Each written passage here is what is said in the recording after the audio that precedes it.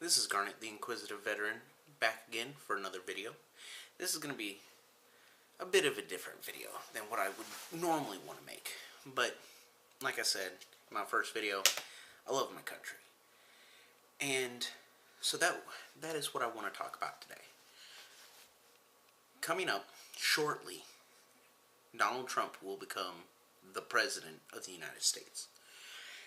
That being said, I've noticed a disturbing trend over the last few months, mainly since he became elected. But people want him to fail. They hate on him. They're like, oh, he's a horrible human being. Is he? I don't know, so I can't say yes or no. But this reminds me of about 8 years ago. And that's what I really want to talk about. For the last 8 years, I've listened to people say that Obama, President Obama, he's the Antichrist. And he's gonna destroy this country. And he's a damn Kenyan. He's not even American. And I don't get it. I don't get it. People wanted him to fail too.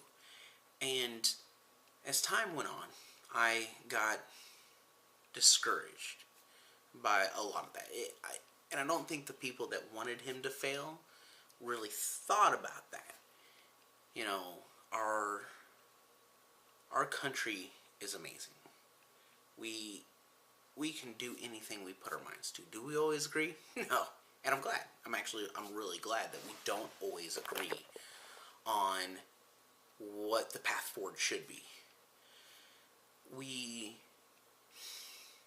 need to come together as a nation and agree to a certain amount where we want to go from here. I think that our President-elect Trump, I think he was not an idiot. I think he was a smart man in how he ran his campaign.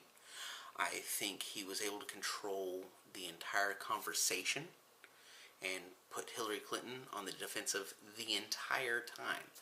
You saw it when he ran against his Republican colleagues, the other Republicans, whatever you want to call them. They failed. They got donkey stomped because he wouldn't let them control the conversation. And that's smart. That's really smart. So he did that. And people are like, he's a racist. Is he? I don't know. All signs would point to, even if he's not racist, he was smart enough to play the card where he'd run right up to that line and then pull back. And act as a friend of mine who actually voted for Trump said, he acted as a dog whistle. He wouldn't say it, but he would not say it. He'd say things that could be construed as racist as hell, but he wouldn't quite say it. And I think he's smart enough to do that. And to pull it off, obviously, because, he's going to be President of the United States.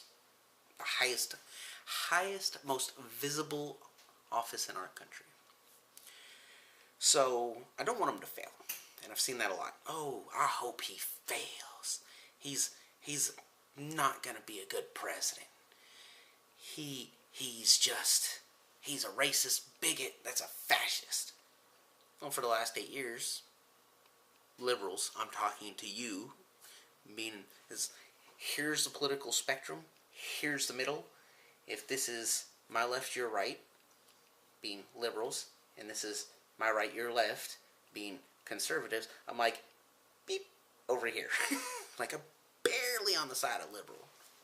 There are some things I'm very conservative about, some things I'm very liberal about. I'm more of a centralist. So, I'm talking to my fellow liberals on this one. No, we don't want him to fail. We want him to be a successful president. I mean, he is going to run our country. He's going to be the most visible person. Should we criticize him? Yeah. Nothing is above criticism. I criticize some things in my own country quite a bit. Why? Because I love my country. I love my country more than I think most people realize. Obviously, signed up for 8 years. I was willing to die for my country at any point during that 8 years. Now I'm like, well, I'm a civilian now with a military background. So if I was called, I would answer. But I don't think dying would be the right response right now. I think we need to come together and talk about things. I mean, and that's where I'm getting to, because liberals, a lot of the younger liberals that are very vocal, want him to fail. They hate on him. They're like, he's horrible. You sound just like your damn parents that you want to be embarrassed of at Thanksgiving. That are like, we are living in an abomination. He's an abomination. He's the Antichrist. You fucking sound like him. You fucking sound like a bunch of children, just like your fucking parents did before you when Obama got elected. Grow up. That's what we all need to do. Is his whole lifespan as president going to be marred with the echoes of Russia? Oh, probably. It'll be like, the birth certificate. It'll be Russia. It'll be Trump and the daddy Putin. Yes? I'm like, we need to hold him accountable. We need to also work with him, though. That sounds so strange. But for 8 years, I've had to listen to Obama's the Antichrist, Obama's evil. And it's the same thing now, just on the other side. And I love my country too much to let that happen. Like, I want people to talk about it. We need to be adults and come together and talk about where we need to go from here. And we need to start discussing politics again. We need to be a well-informed democracy. Because we end up, this election was horrible. Trump or Hillary?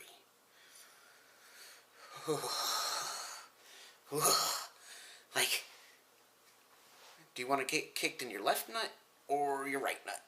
Do you want to get punched in the left titty or the right titty? For me, I have nuts and tits, so I was like, well, fuck. What am I going to do?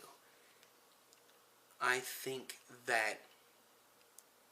So, it was a no-win situation, because Hillary fucked Sanders in the DNC, and you look at all the people that are in the RNC, and they're a bunch of fucking idiots.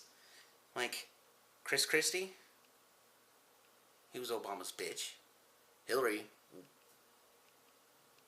Hillary. And I'm not a conspiracy theorist, but I do think people tend to have lowered life expectancy when dealing with her, and they piss her off. You had Bobby Jindal. He didn't catch any flair, and he was kind of stupid. Ben Carson, basically the Republicans put him out there because he had been the conservative Obama. But that's all he had going for him. He was soft-spoken, he was not very flashy, and he wouldn't have been he didn't project strength of character, strength of his words. You had, what the hell was that guy's name? Marco Rubio. Probably in another 8 to 12 years he'll be ready to be president. Not right now. Jesus, I can't even think of the other people because... Oh, and John Kasich. Actually, I would have voted for him because he was sort of in the middle, and then things came out about him afterward, and I'm like, I'm glad that he's not running for president.